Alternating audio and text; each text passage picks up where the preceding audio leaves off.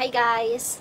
So for today's video, magluluto ako ngayon ng ulam namin. Prepare ko na din yung mga gagamitin ko. So ayan. So yung ulam na lulutuin ko ngayon is chicken curry. So bali nag-prepare ako dito ng carrots. And then patatas.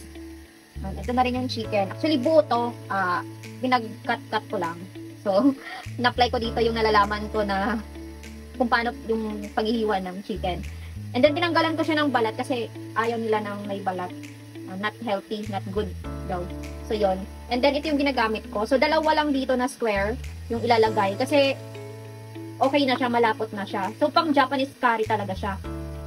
So, meron din akong konting nilagay na or hiniwa na bawang and then luya, konti lang din. Tapos, ito yung ginagamit namin na chicken powder. Actually, merong iba-ibang klaseng chicken powder eh. So, ito yung ginagamit namin dito sa bahay.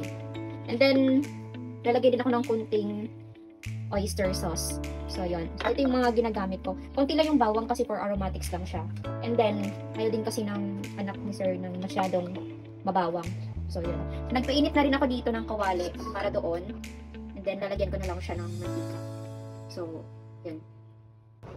Okay, so let's do this guys. So, naglagyan ako ng mantika. Konti lang siya para panggisa lang. So, once na mainit na yung mantika, nilagay ko na yung luya. Then, bawang na.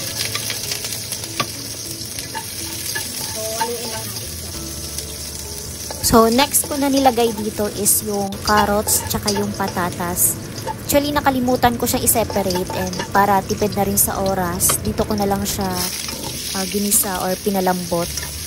So, nung medyo malambot na siya and medyo brown na siya, tinanggal ko din and nag-add lang ako ng konting mantika ulit.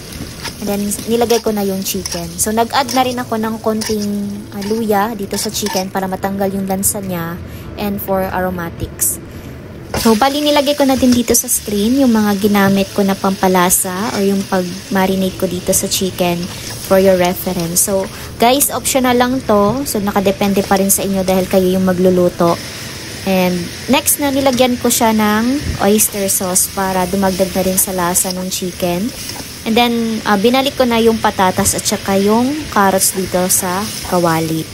And then, mekos-mekos lang yan mga auntie. And then, once na medyo malambot na sila pareho, nilagyan ko na siya ng tubig. Warm water, hot water, or cold water is okay. Depende rin sa inyo yan kung ano yung ilalagay nyo. And tinakpan ko na siya. Hinayaan ko siyang kumulo. And nung kumulo na siya, nilagay ko na yung curry. And then, 2 cubes yung nilagay ko dito na curry kasi okay na siya dito sa chicken na to or sa niluluto ko. And huwag nyo lang sobrahan kasi pangit din kapag sobra. Masyado siyang malapot. So, ito okay na to. So, pwede nyo na siyang iserve. Thank you for watching. Bye!